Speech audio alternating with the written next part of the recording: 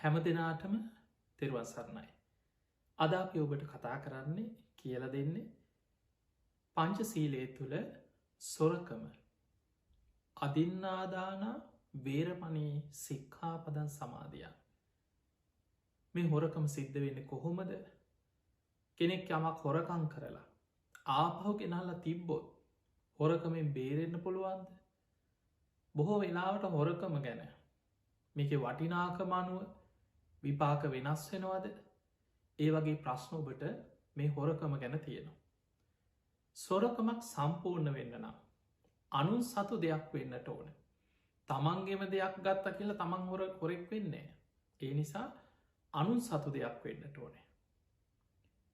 ඊළඟට ඒක හොර සිතකින් ගන්න උපක්‍රමයක් චේතනාවක් ඇතිවෙන මේක හොරකං කරන්න ඕන කියල චේතනාවක් වෙන. ඊළඟට ඒ වෙනුවෙන් උපක්‍රමයක් යදනවා. ඊළඟට ඒදේ සොරකම් කර තිබෙන තැනි ඔසවලා ගත්ත ගමම්ම සොරකම නැමති මේ සික්ෂාපදේ බුදු හාන්දුරු පෙන්න්නපු ආකාරයට මේ අකුසලේ සිදුවෙන. ඒ නිසා බුදුරජාණන් වහන්සේ පෙන්නුවේ මේක බරපතල අකුසලයක්. සොරකමේ විපාකාරි භයානකයි. කවදාවත් නොදුන් දෙයක් අනුසතු දෙයක් සොර සිතකින් ගන්නට එපා.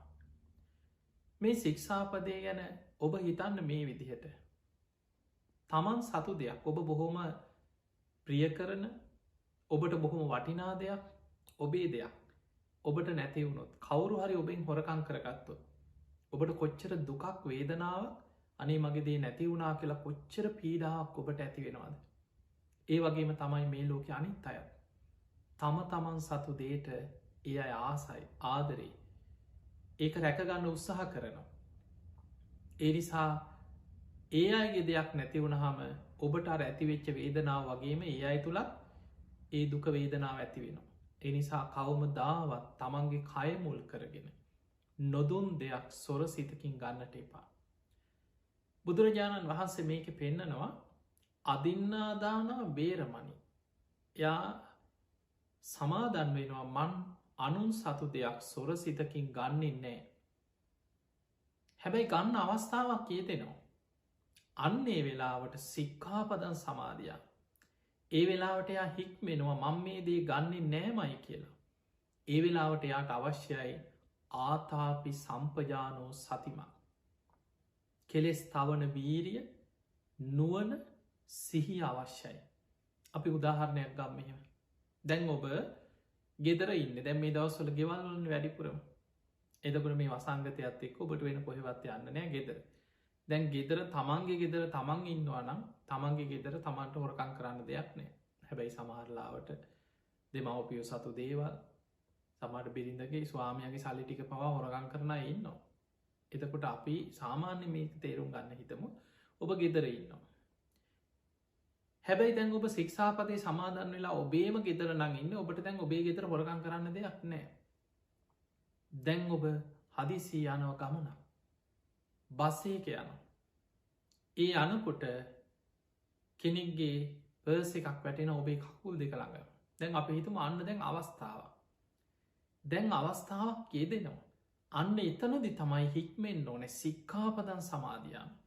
මං මේ දේ කරන්නේ නෑ කියලා එතනදි හික්මෙන්න පින් පව් ගැන විශ්වාසේ කුසල් අකුසල් හොඳ නරක තමන් සමාදන් වෙච්ච සීලේ මෙනෙහි කරලා කෙනෙකුට දැම් මේක කාටවත් නොදැනෙන්න හිමීට නැමිලා එක්ක සපත්තුව හරි කකුල කහලා හරි හොරෙන් හොරකං කරගන්නත් පුළුව. ඒ අරගෙන දෙන්නත් පුළුවන්.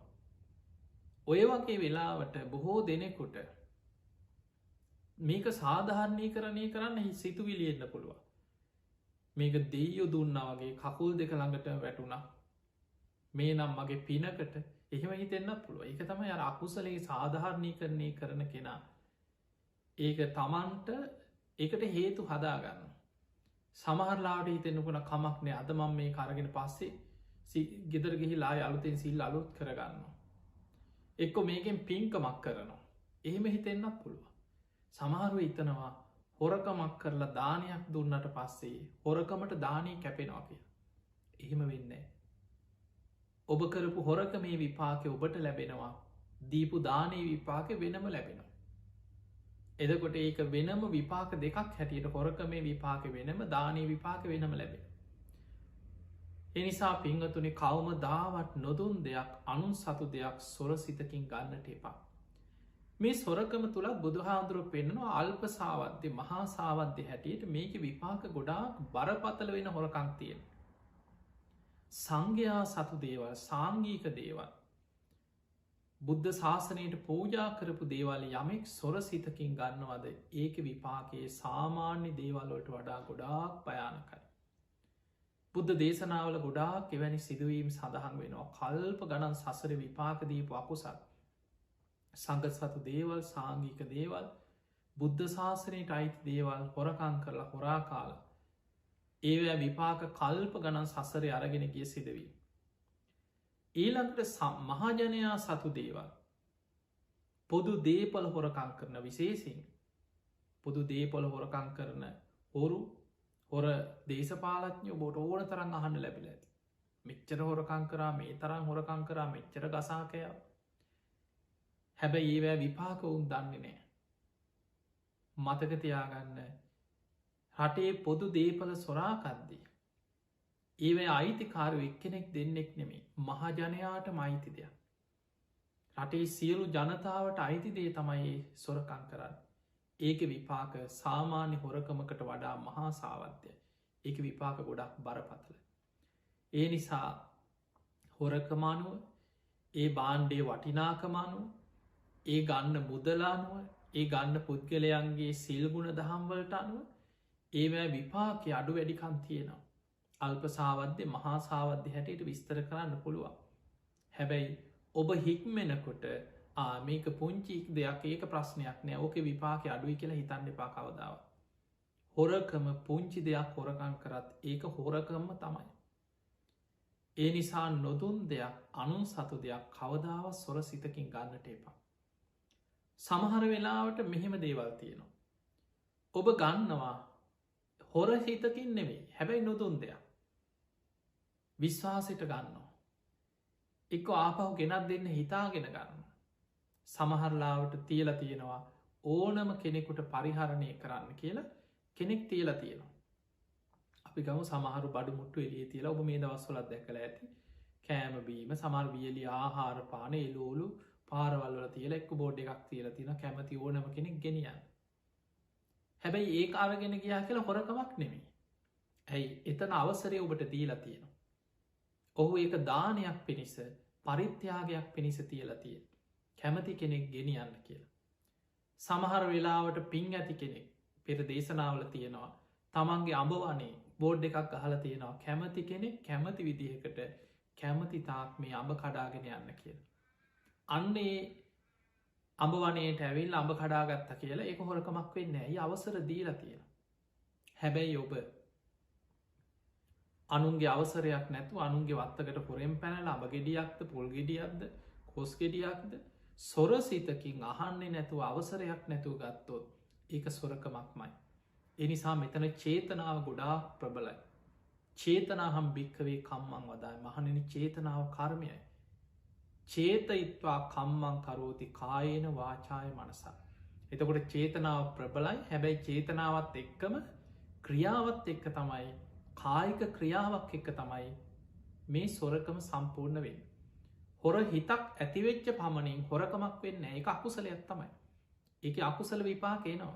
හැබැයි ඔබ හොරකම කරේ නැත්න සමහලාට අපිතම හොරකං කරන්න යනවා. දැන් අනුන් සතු දෙයක් කියලත් දන්න සොර සිතුවිල්ලත් එෙනවා හොරකං කරන්න ගිහිල්ලා ඒකට අත තියලා හිතනවා මේක හොඳ නෑ මේක භයානකයි මං මේකෙන් වලකිනවා කියලා ආපහු වෙනවා. එතකොට ඒක හොරකමක් නෙමේ.